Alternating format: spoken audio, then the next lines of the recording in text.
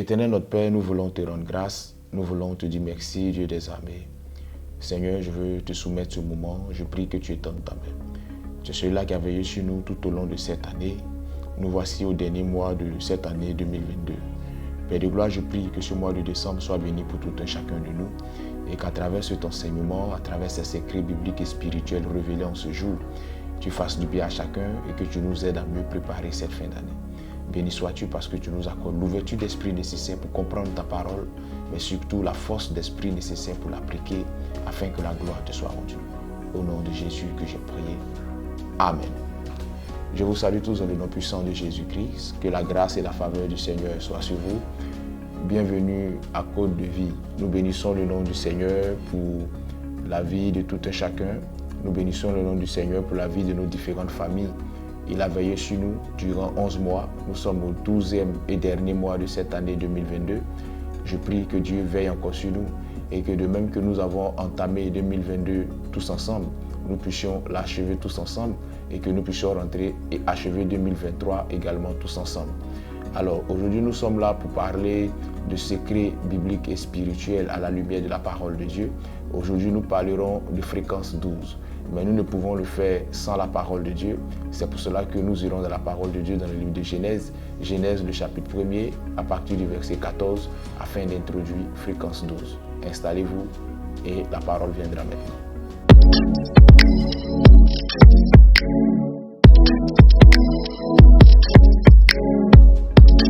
Genèse, le chapitre 1er, à partir du verset 14 à 16. La Bible déclare ce qui suit. Dieu dit qu'il y ait des luminaires dans l'étendue du ciel, pour séparer le jour d'avec la nuit, que ce soit des signes pour marquer les époques, les jours et les années, et qu'ils servent de luminaires dans l'étendue du ciel, pour éclairer la terre. Et cela fut ainsi. Dieu fit les deux grands luminaires, le plus grand luminaire pour présider le jour, et le plus petit luminaire pour présider à la nuit. Et il fit aussi les étoiles. Amen. Alors, voilà ce que la Bible nous relate. La Bible déclare que Dieu a établi deux grands luminaires. Le plus grand luminaire pour présider au jour, qui est le soleil, et le plus petit luminaire pour présider à la nuit, qui est la lune. Et il a établi ces luminaires-là afin que ces luminaires puissent être des signes qui pourront séparer les époques, les jours et les années. Alors, à travers ce passage-là, nous comprenons déjà que Dieu est l'instigateur premier des années. Dieu est l'instigateur premier des jours, Dieu est l'instigateur des époques, Dieu est celui-là qui a établi le soleil et la lune afin que ces deux astres-là, ces deux éléments-là puissent véritablement réguler les temps, les époques et les années et nous permettre de compter les jours, de compter les semaines, de compter les années. Lorsque nous étudions la spiritualité va nous enseigner plusieurs choses. Ce monde dans lequel nous vivons est un monde qui est à l'origine spirituel avant d'être physique. La vie en elle-même est à la base spirituelle avant d'être physique. Et lorsque nous continuons toujours notre étude spirituelle, nous allons comprendre que les chiffres influencent la vie de l'homme. Le jour de naissance d'un homme se nous réfère à un chiffre. La date de naissance en termes de mois d'un homme nous fait encore revenir aux chiffres. L'année de naissance d'un homme nous fait revenir aux chiffres. Les chiffres sont subtilement incrustés dans notre vie de tous les jours, dans notre quotidien, je pourrais dire. Et lorsque vous étudiez la spiritualité chrétienne et même la spiritualité un peu plus approfondie vous donnera la symbolique des chiffres. C'est en cela que le chiffre 1 sera le chiffre de l'unité ou de l'amour, le chiffre 2 sera le chiffre de l'alliance ou du combat, le chiffre 3 sera le chiffre de la victoire, le chiffre 4 sera le chiffre de la stabilité ou de l'équilibre, le chiffre 5 sera le chiffre de la grâce, 6 sera le chiffre de l'homme, 7 sera le chiffre de la perfection, 8 sera le chiffre de l'infini, 9 sera le chiffre de l'enfantement, 10 sera le chiffre de l'obéissance, 11 sera le chiffre de la destruction, 12 sera le chiffre de l'élection de l'Église et 13 sera le chiffre du mysticisme, 21 sera le chiffre de l'exaucement, 40 sera le chiffre de l'épreuve, 777 sera le chiffre de Dieu, 888 sera le chiffre de Jésus-Christ et 666 sera le chiffre du diable. Alléluia. Alors, pour revenir au chiffre 12, la fréquence 12, c'est l'impact du chiffre 12 sur toute une année. La fréquence 12 nous ramène au mois de décembre, qui est le 12e mois de l'année. La fréquence 12 va nous ramener aux 12 heures qui composent le jour et aux 12 heures qui composent la nuit, ce qui nous fera 24 heures dans la journée. Fréquence 12, c'est aussi les 12 signes du zodiaque qui composent la voûte céleste. Parce que lorsque vous lirez la Bible parle dans le livre de Job du zodiaque. Chacun de nous est rattaché à un signe zodiaque. Que tu sois converti depuis des lustres ou que tu sois un non converti, il y a des choses qui sont déjà préétablies que ta conversion ne peut pas changer. Et ces choses-là, au nombre de ces choses-là, du moins, figure le zodiaque. Donc, il y a 12 signes du zodiaque qui influencent chacun de nous en fonction de son jour, de son mois de naissance. La fréquence 12 fait intervenir également les saisons. La fréquence 12 va faire intervenir les saisons. Elle va faire intervenir aussi le sens de la procréation chez les animaux. Quand on va prendre le chien par exemple, le chien est cet animal-là qui va s'accoupler sur une période de 12 mois pratiquement. Gloire à Dieu. La Bible nous parle des 12 apôtres et la Bible nous parle également des 12 tribus d'Israël. Alors, lorsque vous dites être spirituel ou lorsque vous voulez exceller ou grandir dans la spiritualité, vous devez connaître l'histoire. Vous devez connaître l'histoire de ce monde, l'histoire des religions et l'histoire de certaines choses. Et c'est cette histoire-là qui vous fera répartir à l'origine des choses. Alors, quand nous étudions l'année, à la base, l'année n'était pas composée de 12 mois. À la base, l'année était composée de 10 mois et le premier mois de l'année était le mois de mars. Alors, ce calendrier-là était appelé calendrier julien parce que ça a été le calendrier qui a été institué par Jules César, empereur romain. Vous savez, dans le temps, l'empire romain était l'empire qui était prédominant. Et donc, les Romains, par le biais de Jules César, ont établi le premier calendrier qui était constitué de 10 mois, qui partait du mois de mars et qui s'achevait au mois de décembre. C'est en cela même que décembre porte le nom de décembre, parce que dans décembre, il y a 10. Et donc, ce mois-là porte le nom de décembre parce qu'il faisait référence au 10e mois de l'année. Quand vous prendrez le mois septembre, dans le mot septembre, il y a 7 qui intervient parce que septembre faisait référence au 7e mois de l'année. Pareil pour octobre qui faisait référence au 8e mois de l'année. Et donc, lorsque on a constaté qu'il y avait une certaine anomalie au niveau des 10 mois de l'année, il s'est passé quelque chose, il s'est passé un changement. Et le pape d'alors, qui était le pape Grégoire XIII, va faire passer les mois de l'année de 10 à 12. D'où le nom calendrier grégorien. Donc le calendrier que nous utilisons aujourd'hui est le calendrier grégorien. Dans le temps passé, on utilisait le calendrier julien, qui était composé de 10 mois. Mais de nos jours, nous utilisons le calendrier grégorien, qui est constitué de 12 mois. Et janvier en est le premier mois, février le second mois et décembre est le dernier mois de ce calendrier grégorien-là. En tant que croyant, que tu sois chrétien ou musulman, tu es rattaché à deux types de calendriers majeurs. Le chrétien est rattaché au calendrier religieux qui commence son premier mois dès la Pâque et le musulman est rattaché au calendrier musulman, je vais dire ça comme ça, qui commence l'année dès Tabaski. Donc chez le chrétien, le début d'une année religieuse s'identifie à travers Pâques et chez le musulman, le début d'une année religieuse s'identifie à travers Tabaski. Et nous utilisons maintenant le calendrier physique qu'on appelle aujourd'hui le calendrier grégorien qui nous fait entamer l'année à partir de janvier et qui nous fait achever l'année à partir de décembre. Vous savez, beaucoup pensent que le mois de décembre est le mois le plus dangereux de l'année. Beaucoup pensent que le diable et les démons sont plus en action, sont plus en activité dans le mois de décembre. Et certains même vont jusqu'à penser que c'est en décembre que le diable prend des décisions et exécute ces décisions-là concernant la vie des êtres humains parce qu'on estime que dans cette période, il y a trop d'accidents, il y a beaucoup d'événements négatifs qui subviennent dans la vie des gens. C'est une erreur parce que quand vous étudiez l'année spirituellement, il y a 3 périodes majeures qui sont assez sensibles sur le plan spirituel, constituant en ce qui concerne une année.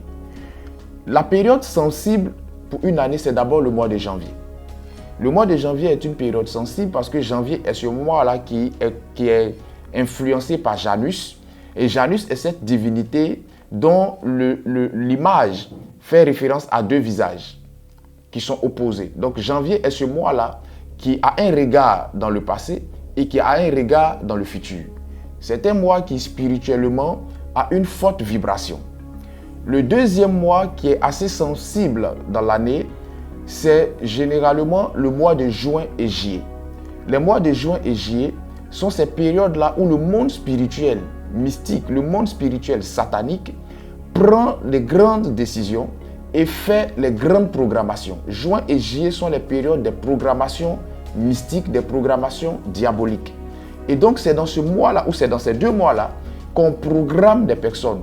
Ces personnes qui doivent mourir en décembre, ces personnes qui doivent avoir des accidents, ces personnes qui doivent avoir des maladies, qui doivent connaître toute forme de situation difficile, sont généralement programmées dans l'intervalle juin et juillet. Et la troisième et dernière période qui est la plus sensible dans l'année, c'est décembre. Parce que décembre, à la vérité, n'est pas le mois de la programmation. Il est vrai qu'il y a certaines programmations mystiques qui se font en décembre. Quand j'emploie le terme mystique, c'est dans sa connotation négative. Donc, il y a certaines programmations qui se font en décembre, mais décembre, dans sa majeure partie, est la période d'exécution des programmations qui ont été faites entre juin et juillet.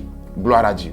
Alors, le mois de décembre étant le dernier mois de l'année, il ne faut pas prendre ce mois-là à la légère, mais en même temps, il faut avoir le réflexe et la sagesse de poser un certain nombre d'actions dans ce mois de décembre.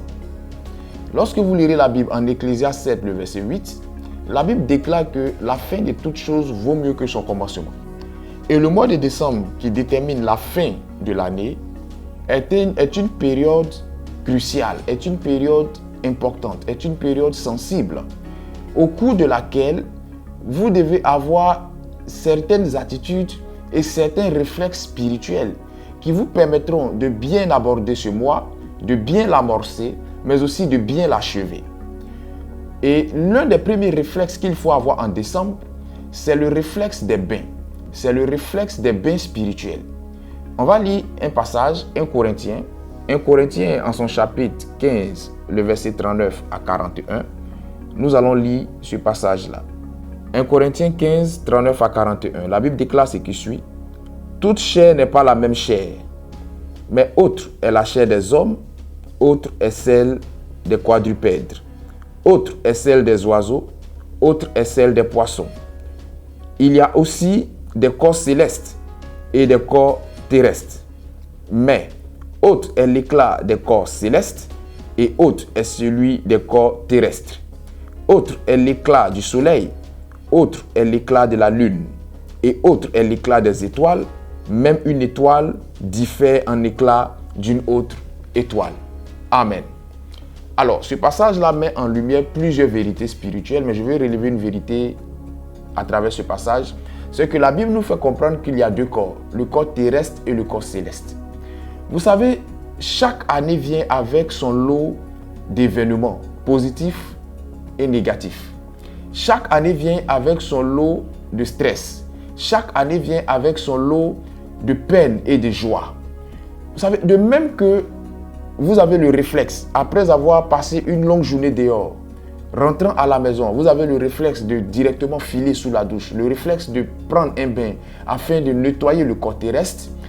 Sachez que le corps céleste, qu'on va appeler aussi le corps astral, peut aussi se salir durant une année.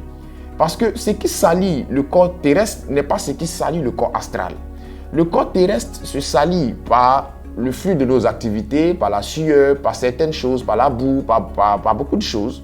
Mais le corps céleste ou le corps astral se salit à travers les événements que nous vivons tout au long de l'année ou tout au long du mois ou tout au long de la semaine. Voilà comment des bains mensuels, des bains trimestriels, des bains hebdomadaires sont prescrits à certaines personnes.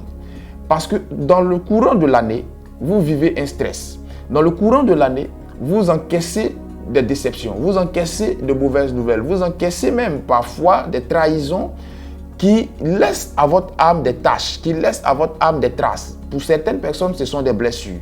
Pour d'autres personnes, ce sont des frustrations. Pour certaines personnes, c'est la colère, c'est la rancœur.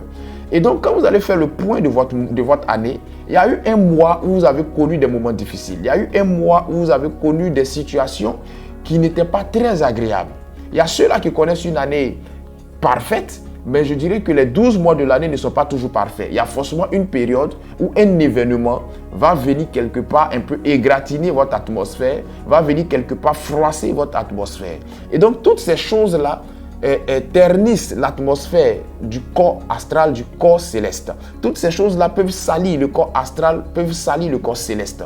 Il y a certaines personnes qui vivent 1990 en 2022 parce que ces personnes-là ont traîné les souillures de 90 jusqu'en 2022. Ces personnes-là ont traîné les blessures de 2021 en 2022. Ces personnes-là ont traîné les déceptions de 2020 en 2022. Du coup, c'est le nombre de l'année, c'est le chiffre de l'année qui a changé. C'est-à-dire que ces personnes-là ont juste transité en termes de chiffres, mais n'ont pas changé d'année véritablement. Et donc, quand tu regardes ces personnes-là, la même amertume, la même colère, le même ressentiment, la même souillure que leur corps céleste a encaissé durant l'année 2020, ces personnes-là n'ont pas fait des bains purificateurs, n'ont pas lavé ce corps terrestre, n'ont pas dépouillé ce corps céleste du moins de ce manteau impur, de ce manteau de frustration, de ce manteau de blessure intérieure et ont transporté ce manteau-là en 2022. Du coup, ces personnes-là rentrent dans cette année avec les mêmes frustrations, avec les mêmes situations et ça fait que ces personnes-là, sans le savoir, se créent des blocages, se créent des barrières parce qu'elles n'ont pas pris la peine de nettoyer le corps céleste afin d'entamer une page nouvelle. Chaque année que Dieu vous permet de vivre, chaque année que Dieu vous permet de voir n'est pas la résultante de vos bonnes actions. On vit une nouvelle année par plus grâce parce que ceux qui sont morts en décembre, ceux qui sont morts en janvier, ceux qui sont morts à une certaine période de l'année ne sont pas pires que vous. Vous n'êtes pas mieux que ces personnes-là. Mais chaque année que Dieu vous permet de vivre est une opportunité d'être une meilleure version de vous-même. Alors ne commettez pas l'erreur d'entamer une année avec les frustrations de l'année antérieure, avec les blessures de l'année antérieure ou avec les erreurs de l'année antérieure. C'est en cela que certaines personnes, dans le souci de respecter ce principe-là, envoient des messages de repentance pour dire si je t'ai fait du mal, si je t'ai posé une action qui t'a frustré, qui t'a froissé durant l'année, je m'excuse, je viens faire la paix. Mais de nos jours, ces messages-là sont devenus des messages passe-partout, qui sont des messages qui sont maintenant apportés sous base d'hypocrisie, sous base de faux semblants, ce qui fait que ces messages-là n'ont plus de réelle valeur. En vérité, un homme, avant de pouvoir rentrer dans une année, avant de pouvoir entamer une nouvelle année, doit pouvoir faire un nettoyage spirituel à travers le bain, doit pouvoir faire la paix avec certaines personnes avant d'engager cette année-là. Mais cette action-là ne doit pas être une action hypocrite, elle ne doit pas être une action qu'on a l'habitude de poser parce qu'on se dit que je vais encore faire mal et l'année prochaine venir demander pardon. Parce que l'erreur que nous commettons et que nous répétons n'est plus, c'est-à-dire le pardon qui découle de cette erreur-là n'est pas un pardon sincère. Si je demande pardon, c'est que je ne dois plus répéter cette erreur. C'est en cela que ma repentance prendra tout son sens. Donc quand vous demandez pardon à une personne, assurez-vous de ne pas répéter la même erreur ou de ne pas encore revenir frustrer cette personne parce que pour vous, décembre va arriver, on va demander pardon. Donc faites le nettoyage de votre âme, faites des bains purificateurs pour dépouiller votre âme de cette souillure-là et vous séparer de certaines choses avant d'entamer l'année nouvelle. Gloire à Dieu. La deuxième action que vous devez poser, c'est l'action de prière et de jeûne que la Bible va appeler des supplications. Philippiens 4, à partir du verset 6. La Bible déclare, ne vous inquiétez de rien. Je répète, ne vous inquiétez de rien. Mais en toute chose, faites part de vos besoins à Dieu par des prières, des supplications et des actions de grâce. Amen. J'ai dit d'entrée de jeu que nous étions liés à deux calendriers. Le calendrier religieux et le calendrier grégorien. Lorsque vous prendrez le calendrier religieux des deux grandes religions, quand vous prenez le calendrier religieux chrétien, avant qu'on aborde la nouvelle année chrétienne qui passe par Pâques, il y a un moment de jeûne, il y a un moment de privation de 40 jours. Pour ceux qui sont spirituels, ils savent de quoi je parle. Il y a toujours une période de 40 jours que nous observons dans le jeûne, dans la privation, avant d'entamer cette nouvelle année. Lorsque vous prendrez le calendrier musulman, avant que les musulmans n'entrent dans une nouvelle année par le biais de la tabaski, il y a une période de privation également de 40 jours qu'ils observent afin de rentrer dans cette année-là. Cette période de privation n'est pas faite pour vous punir. Elle n'est pas une période qu'on fait parce qu'on veut gréver de la faim. Elle n'est pas une période qu'on fait parce qu'on veut maigrir, parce qu'on a trop pris du poids. Elle est une période qu'on observe, qui est une période de pénitence Et à travers cette période-là, nous nous épurons. À travers cette période-là, nous faisons la paix avec le Créateur. À travers cette période-là, nous méditons. À travers cette période-là, nous posons les bases ou les balises de l'année qui s'annonce. Donc, il en est de même pour le calendrier physique. N'entamez pas une année sans un moment de prière, sans un moment de privation. Le tout n'est pas de dire que je prie que cette année soit meilleure pour toi, mais comment tu prépares la chose. Vous savez, le succès n'est pas une question de surprise. Le succès est une question de préparation. Le succès se prépare. La réussite, elle se prépare. Et donc, il faut préparer la réussite de ton année. Il faut préparer le succès de ton année à travers la prière, à travers le jeûne. Tu peux ne pas forcément faire un jeûne de 40 jours. Tu peux faire un jeûne de 21 jours. Tu peux faire un jeûne de 7 jours. Tu peux faire un jeûne de 3 jours. Peu importe. Mais il faille que tu sois dans un moment qui te permettra de te recueillir, qui te permettra d'être en intimité avec ton Dieu, afin de pouvoir établir les bases spirituelles, des objectifs que tu veux atteindre pour l'année qui s'annonce. C'est extrêmement important. Alléluia. La troisième action que vous devez poser, c'est de parler à votre âme. C'est d'avoir un monologue, un tête-à-tête avec votre âme. Psaume 42, le verset 12. La Bible déclare: pourquoi t'as battu mon âme et gémis-tu au-dedans de moi? Espère en Dieu, je le louerai, je le glorifierai, car l'Éternel est mon salut. Amen. Dans la période de décembre, ayez un tête-à-tête avec votre âme. Vous savez, l'homme est composé du corps, de l'âme et de l'esprit. Et les plus grandes déceptions, les plus grands ressentiments de l'homme, généralement, partent de son état d'âme. Il y a certaines personnes, à l'heure où je parle, qui ont un corps physique qui affiche un sourire, mais qui ont une âme en peine. Parce que ces personnes espéraient que 2022 soit l'année de leur prospérité, ce qui n'a pas été le cas. Ces personnes espéraient que 2022 soit l'année au travers de laquelle elles auraient l'opportunité de construire, ce qui n'a pas pu se réaliser. Ces personnes espéraient que 2022 soit l'année de leur enfantement, ce qui n'a pas été le cas. Ces personnes attendaient beaucoup de choses de 2022 qui n'ont pas pu se réaliser. Et donc ces personnes-là sont dans une tristesse de l'âme, sont dans un découragement intérieur, sont dans une brisure de l'âme qui leur enlève toute joie, leur enlève même toute volonté de finir l'année. C'est-à-dire que quand tu fais ton bilan, on viendra là, ton âme est dans la tristesse. La Bible déclare en Psaume 42, « Pourquoi t'attristes-tu au-dedans de moi, mon âme ?» Vous savez, si votre âme est brisée, si votre âme est attristée, si votre âme est dans le découragement, votre morale automatiquement sera dans le découragement. Et si votre morale est dans le découragement, si votre morale est dans le désespoir, quelle que soit la manière par laquelle vous allez entamer l'année ou la manière dont vous allez entamer l'année, considérez que cette année va déjà mal commencer. À un moment donné, il faut que vous ayez un monologue avec votre âme. Vous devez parler à votre âme pour dire non, ne tombe pas dans le désespoir, ne tombe pas dans le découragement, ne tombe pas dans la dépression. Espère toujours en l'Éternel, parce que l'Éternel est celui-là qui peut changer notre vie en une journée. Dieu n'a pas besoin d'une année pour changer notre vie. Dieu, en une journée, il peut changer ta vie. Et il y a certains événements que vous vivez dans le courant d'une année qui sont voulus par Dieu afin de vous enseigner quelque chose, afin de vous accorder la maturité nécessaire pour aborder l'année qui s'annonce, afin de vous accorder le bagage émotionnel, le bagage spirituel nécessaire pour amorcer l'année qui arrive et en sortir encore plus vainqueur. Il y a des gens qui ont vécu des pavettes et des non-murs en 2021 et cela les a forgés, cela leur a enseigné certaines choses de la vie, leur a accordé une sagesse de vie qui leur a permis de réussir l'année 2022 parce qu'elles ont bien retenu les leçons de 2021. Donc si vous ne comprenez pas que derrière ce que vous appelez déception, derrière ce que vous appelez échec, derrière ce que vous appelez non-exaucement, se cache un message de Dieu, se cache une grâce divine, vous allez désespérer, vous allez tomber dans la dépression, vous allez tomber dans un découragement qui ne vous permettra pas de continuer à vous battre. Il faut que vous compreniez ça. Il y a certaines choses que Dieu ne vous donne pas en temps et en heure. Il ne vous donne pas au moment où vous aurez voulu avoir cette chose, parce que Dieu veut mieux vous préparer à recevoir cette chose-là. Il est ce Dieu qui a établi deux grands luminaires. Le plus grand luminaire pour séparer le jour, pour présider au jour, et le plus petit pour présider à la nuit. Et la Bible déclare que c'était des signes pour séparer les temps, les époques et les années. Vous savez, avant que 2023 n'arrive, Dieu sait ce qui va advenir en 2023. Avant que 2024 n'arrive, Dieu sait ce qui va se passer en 2024.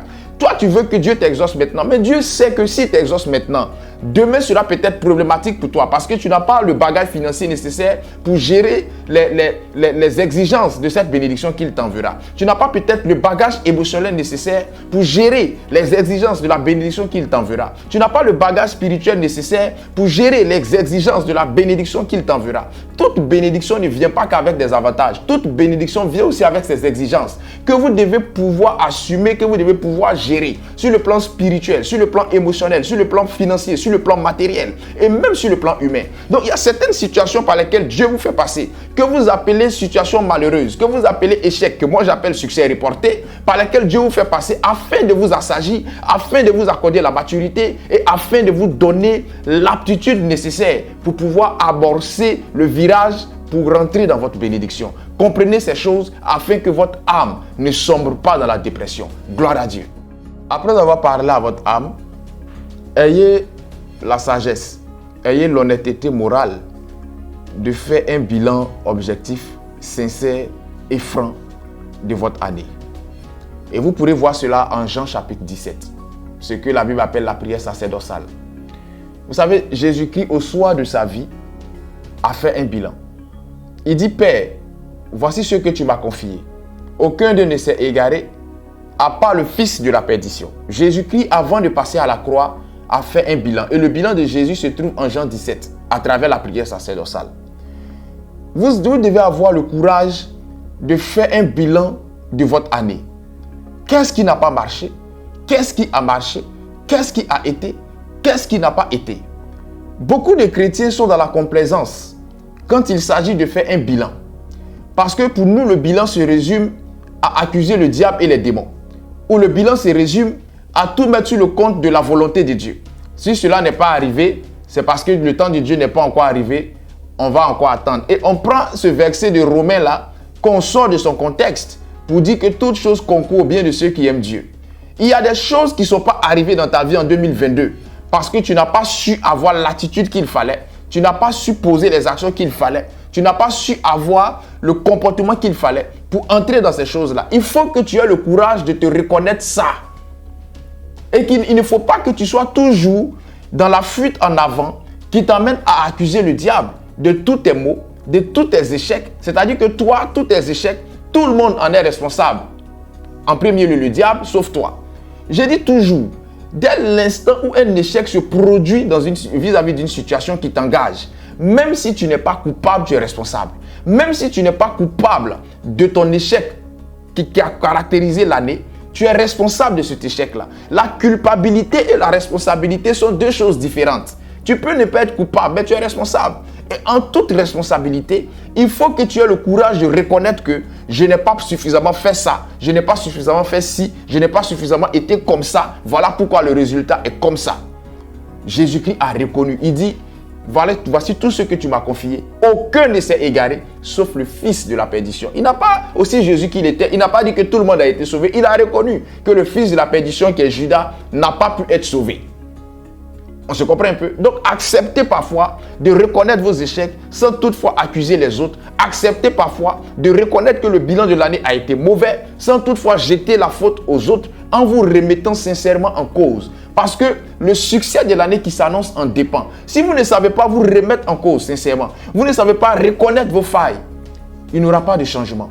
Et la plupart des chrétiens ne sont pas dans une remise en cause. Ils sont dans une accusation des autres. Voilà pourquoi les chrétiens ne s'améliorent pas. Les chrétiens ne changent pas. Les chrétiens ne se bonifient pas avec le temps. Pardonnez-moi de vous le dire, mais c'est une réalité. Même les pasteurs, on ne s'améliore pas. On ne change pas notre manière de travailler. On ne change pas notre façon de suivre les âmes. On ne change pas qualitativement le service que nous rendons au Seigneur pour ces personnes qu'il nous a confiées. Et ça fait que le service est monotone. Le service est médiocre. on a les mêmes résultats. Vous ne pouvez pas faire la même chose et vous attendre un résultat différent. À un moment donné, il faut que vous changez d'attitude. Mais cela passe d'abord par un bilan objectif, par un bilan sincère. Ton bilan peut même t'amener à couler des larmes. Ton bilan peut même t'amener à déprimer, à ne pas manger. Mais parce que tu aurais été sincère, ce bilan-là, après avoir coulé les larmes, après avoir déprimé, va t'amener à comprendre que je dois m'armer de courage. Je dois encore redoubler d'ardeur pour atteindre mes objectifs. Un objectif de vie sous-entend plus de travail, plus d'efforts, plus d'engagement, plus d'implication. Peut-être que ça n'a pas été le cas.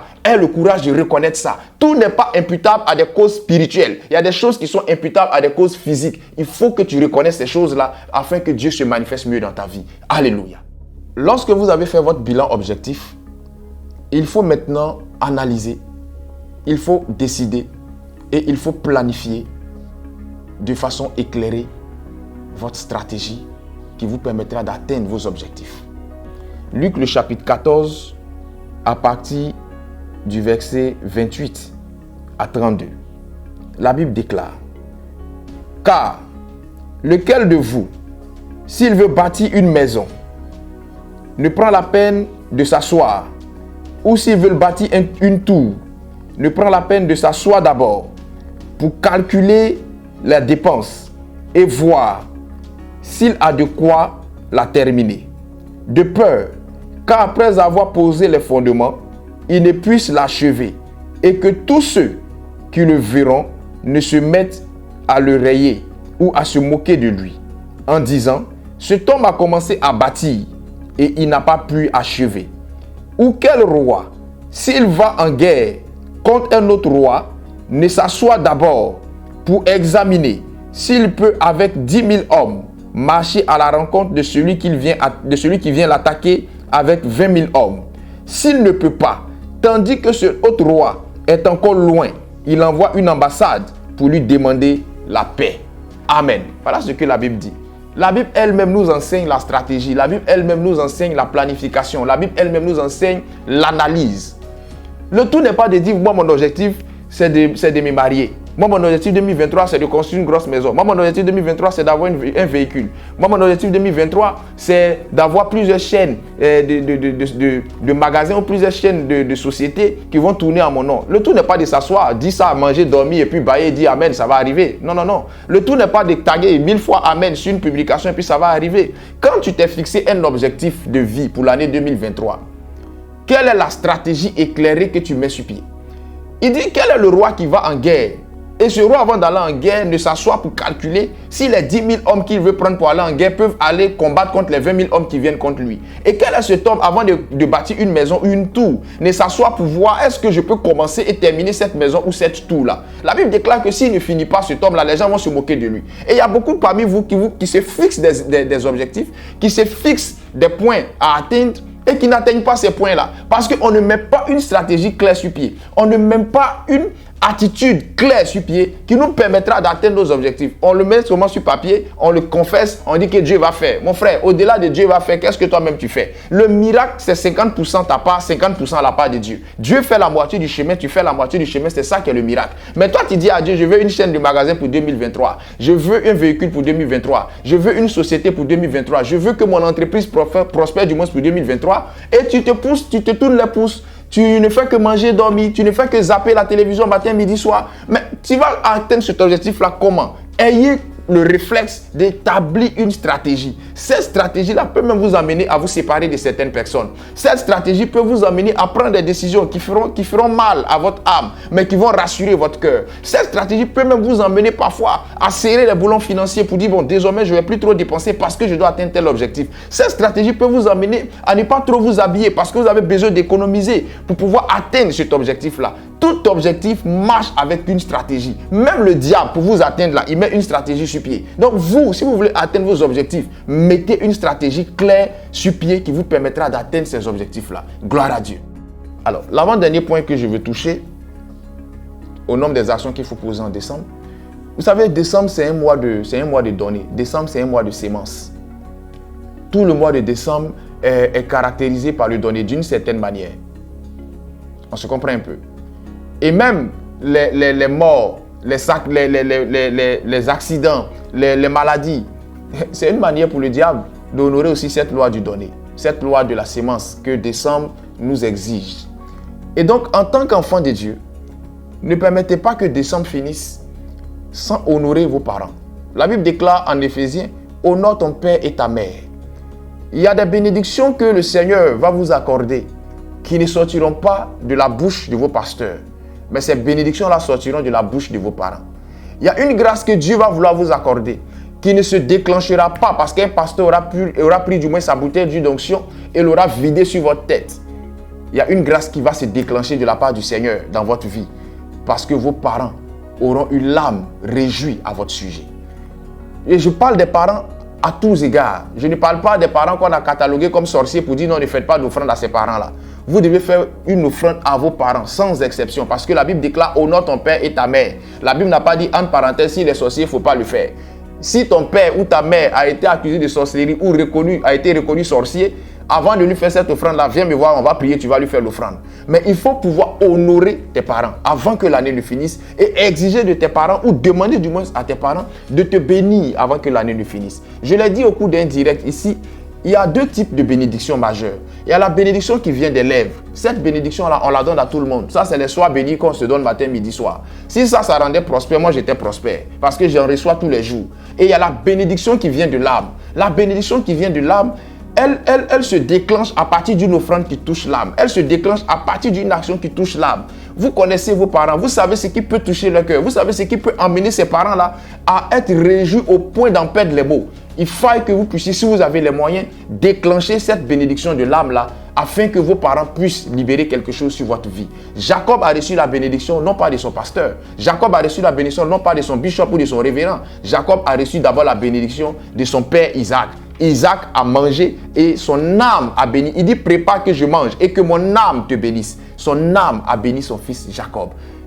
Cherchez à déclencher la bénédiction de l'âme de vos pères s'ils sont vivants. Cherchez à déclencher la bénédiction de l'âme de vos mères si elles sont encore vivantes. Ou de ce parent qui représente vos parents s'ils sont déjà partis. Faites une action qui va déclencher la bénédiction de l'âme de ce parent-là vis-à-vis de votre vie. Ça va vous ouvrir des portes et ça vous aidera à aller encore plus vite dans la réalisation de vos objectifs concernant l'année qui s'annonce. Gloire à Dieu. La dernière action que vous devez poser pour terminer l'année, c'est une action dont je vais parler.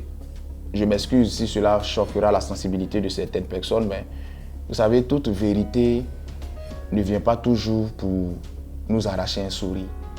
Il y a certaines vérités qui viennent parfois, qui nous choquent, mais qui n'en demeurent pas moins une vérité.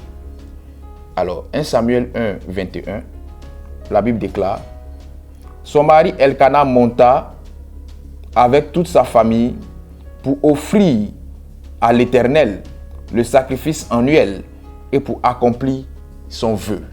Amen. Alors, lorsque vous lirez la Bible dans le passage que nous venons d'évoquer tout à l'heure, nous parle du sacrifice annuel. Ce qui veut dire que dans chaque année, il y a un sacrifice que l'on doit pouvoir faire à la gloire de Dieu. Ce sacrifice-là peut être une offrande financière qu'on fera à Dieu afin de lui dire merci pour l'année qui s'achève et lui soumettre l'année qui s'annonce. Ce sacrifice-là peut être une offrande matérielle qu'on fera à Dieu afin aussi, comme je l'ai dit tantôt, de lui dire merci pour l'année qui s'achève et lui soumettre l'année qui s'annonce. Comme ce sacrifice-là peut être une offrande animale qu'on fera à Dieu afin de lui dire aussi merci pour l'année qui s'achève et lui soumettre l'année qui s'annonce. C'est une vérité que beaucoup de chrétiens n'aiment pas entendre. Et c'est une vérité qui, lorsqu'elle est dite, amène certains pasteurs à sortir de leur gond et à sortir certains passages qu'on sortira de leur contexte, notamment un passage de Corinthiens que je ne vais pas lire ici, pour dire que le sacrifice animal n'est pas faisable par un enfant de Dieu. Vous savez, lisez très bien la Bible. Au-delà de ce qu'on vous enseigne, ne prenez pas tout ce qu'on vous enseigne pour parole comptant. Confrontez ce que l'on vous enseigne aux Écritures. Et si ces Écritures vous disent que ce que l'on vous enseigne n'est pas faisable, ne le faites pas. Mais si ces Écritures vous disent que ce que l'on vous enseigne est faisable, mettez de côté votre aveuglement spirituel, mettez de côté votre passion religieuse et obéissez à la parole. Gloire à Dieu. Lorsque nous lisons la Bible en Exode 12, Dieu prescrit le sacrifice animal. Et il dit que cela sera une loi perpétuelle entre vous et moi. Lorsque vous lirez dans le Nouveau Testament, Jésus lui-même, à l'approche de la Pâque juive, a demandé qu'on lui prépare la Pâque juive. La Pâque juive fait toujours intervenir un sacrifice animal. Jésus a honoré ce principe-là. Et donc, quand vous lisez la Bible, plusieurs textes bibliques nous montrent la possibilité pour un enfant de Dieu, pour un serviteur de Dieu, d'honorer le principe sacrificiel animal. Pour un enfant de Dieu, pour un homme de Dieu, le sacrifice humain n'est pas prescriptible, n'est pas faisable. Donc si vous croisez un homme de Dieu qui vous dit que vous devez faire un sacrifice humain, quittez sa route.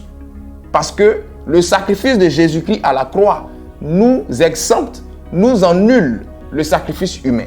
Et le sacrifice de Jésus à la croix était fait pour un but précis. Jean 3,16, quand Dieu a tant aimé le monde, qu'il a donné son Fils unique, afin que quiconque croit en lui ne périsse point, mais qu'il ait la vie éternelle. Le sacrifice de Jésus à la croix a pour but majeur de nous accorder le salut de notre âme. Le sacrifice de Jésus à la croix n'a pas pour objectif de nous rendre prospères, n'a pas pour objectif de nous faire réussir une année. Parce que Jean 3,16 n'a pas dit car Dieu a tant aimé le monde qu'il a donné son Fils unique afin que quiconque croit en lui réussisse son année. Non, non, non, non, non. C'est que quiconque croit en lui ait la vie éternelle. Alléluia. Et si vous ne croyez pas en ça, allez-y lire Luc 16. Dans Luc 16, la Bible parle du pauvre Lazare. Le pauvre Lazare, quand il est mort, il allait dans le sein d'Abraham. Mais il a vécu comment sur la terre? Il a eu une vie misérable. Il a eu une vie qui était empreinte à la douleur. Gloire à Dieu. Et beaucoup de chrétiens se cachent derrière le sacrifice de Jésus à la croix pour dire Jésus a tout accompli à la croix. Mais le tout accompli, tout est accompli, du moins ce que la Bible nous dit là. Il était mis pour quoi? Mettez les textes dans leur contexte pour ne pas en faire un prétexte. Gloire à Dieu. Et donc, en tant qu'enfant de Dieu, comprenez que le mois de décembre est une période où il se passe toujours un sacrifice. Quand vous allez regarder, il y a beaucoup parmi vous en décembre qui vont immoler des poulets. Il y a d'autres même qui ont déjà commandé leur poulet. Parce qu'ils sont prêts à immoler. Mais beaucoup même immolent le poulet. Ils ne savent même pas pourquoi on immole. Sur toute l'étendue du territoire ivoirien, sur toute l'étendue du territoire de la nation où tu te trouves, chacun va immoler un poulet pour décembre. Ça, c'est une attitude universelle. Mais beaucoup honorent cette attitude sans savoir pourquoi. Cette attitude-là est une attitude sacrificielle. C'est une attitude pour rendre grâce à Dieu pour l'année qui s'achève et lui soumettre l'année qui s'annonce. Mais je ne sais pas qui a appris aux chrétiens qu'on doit sacrifier le poulet. Lisez vos Bibles. La seule fois que le poulet a été mentionné dans la Bible, c'est après le reniement des prières. Quand Pierre a fini de régner Jésus, c'est là que le coq a chanté. Un animal qui a été immolé le jour, qui a été du moins mentionné dans la Bible après un reniement, c'est lui que vous avez l'habitude de sacrifier. Mais vous allez relever quel défi? Lorsque je lis ma Bible, Jésus a dit, vous allez prendre un agneau. Et si la famille est trop peu nombreuse, sinon que Dieu a dit du moins, vous prendrez un agneau. Et si la famille est trop peu nombreuse, elle prendra l'agneau avec le voisin. Il n'a pas prescrit le sacrifice d'un poulet là-bas. Vous n'aimez pas les féticheurs et pourtant vous sacrifiez ce que les féticheurs aiment sacrifier. Que Dieu vous en délivre. Amen. La Bible prescrit un sacrifice animal en termes de cabri, en termes de mouton qu'on appelle le bélier, en termes de bœuf. Dans certains passages bibliques, on dit tu vas prendre le bœuf, tu vas prendre le taureau et tu vas l'immoler. En termes de cheval.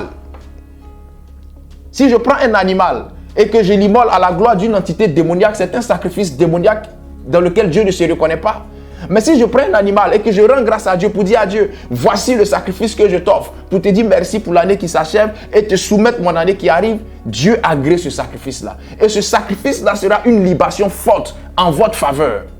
Quand vous lisez la Bible déclare que libation et offrande ont quitté la maison de Dieu. Les chrétiens n'ont plus le sens de la libation. Même le poulet que tu vas immoler, tu vas aller payer ça à quoi qu'ils voient. C'est-à-dire que le principe du sang là, tu ne vas pas faire couler ça. Pardonnez-moi de vous choquer ce soir, mais je vais vous dire la vérité. Le monde spirituel obéit à une loi indéniable. C'est la loi du sang. Même Jésus, pour que nous soyons sauvés, il a fallu que Dieu envoie Jésus-Christ mourir à la croix. Il lui fallu que le sang de Jésus coule pour que nous soyons sauvés. Le monde spirituel obéit au langage du sang. On se comprend? Mais pour nous qui sommes enfants de Dieu, on ne peut pas sacrifier un homme parce que ça c'est satanique. Mais on peut sacrifier un animal à la gloire de Dieu.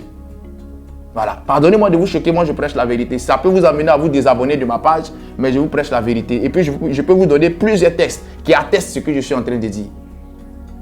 On se comprend un peu? Mais les enfants de Dieu n'ont pas cette culture-là. On finit une année, on rend grâce à Dieu. Des fois même, on ne rend même pas grâce à Dieu. Et on rentre dans l'année. Vous ne devez pas finir une année. Vous ne devez pas amorcer une année sans offrir un animal à la gloire de Dieu. Honorer le principe sacrificiel, c'est très important. Ça n'a rien d'idolâtrique, ça n'a rien de mystique, ça n'a rien d'un péché. Abraham, qui est notre père dans la foi, Abraham a honoré le sacrifice. Si Abraham est notre père et qu'il a honoré le sacrifice, nous qui sommes les fils d'Abraham, pourquoi on ne va pas honorer le sacrifice? Et on dit que non, c'est dans l'Ancien Testament, ce n'est plus faisable. La Bible déclare, Jésus dit, ne croyez pas que je sois venu abolir la loi, mais je suis venu appliquer la loi, je suis venu accomplir la loi. Il y a certaines choses de l'Ancien Testament qui ne sont plus faisables, mais il y a des choses de l'Ancien Testament qui courent jusqu'à nos jours. Alléluia. Donc, honorer ce principe-là pour permettre au Seigneur, pour permettre au monde spirituel de vous ouvrir les portes des faveurs pour l'année qui s'annonce. Je parle spirituellement. Maintenant, c'est à votre appréciation. Moi, je ne fais que vous prêcher la vérité. Gloire à Dieu. Voilà donc ce que je pouvais dire pour Fréquence 12. Je prie que le Seigneur vous bénisse et que sa grâce demeure sur vous. Shalom chez vous.